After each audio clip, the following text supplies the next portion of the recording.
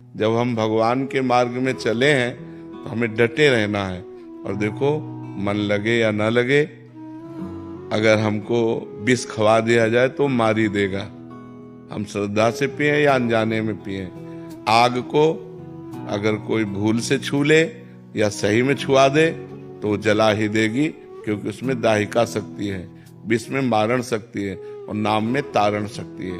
जैसे हम राम राम राधा राधा हरि हरि रट रहे हैं, हमारा मन नहीं लग रहा है, तो भी हमारा कल्याण होगा, पक्का कल्याण होगा। इस बात पर विश्वास कीजिए।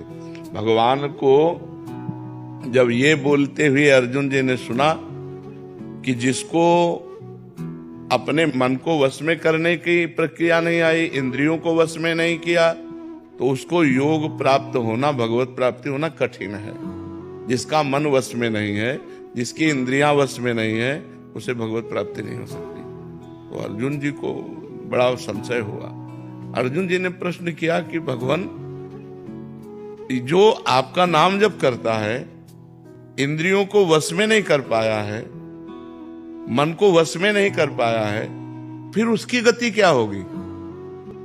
जो इंद्रियों को वश में किए हैं, मन को वश में किए हैं, आपका भजन कर रहे हैं, वो भगवत प्राप्त हो जाएंगे, उनका तो काम बन गया।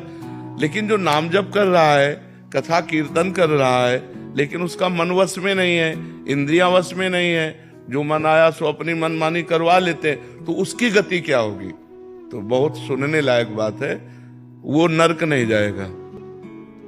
भगवान के भक्त का पतन नहीं होता। नामे भक्ता प्रणश्यति, भगवान के भक्त का नाश नहीं होता। पहली बात तो नरक नहीं जाएगा, दूसरी बात स्वर्ग नहीं जाएगा, क्योंकि स्वर्ग की उसने कामना नहीं की, और मोक्ष होगा नहीं, क्योंकि इतना साधन नहीं हुआ। तो उसका कुलवान, श्रीवान ऐसे घर में जन्म होगा जहां भक्ति का माहौल होगा, खूब ऐश्वर्य होगा, और बचपन से उसे भक्ति का ऐसा अनुकूल वातावरण मिलेगा कि इस जन्म में ऐसा भजन करेगा, इंद्रियों और मन को उसमें करे, और भगवान को प्राप्त हो जाएगा।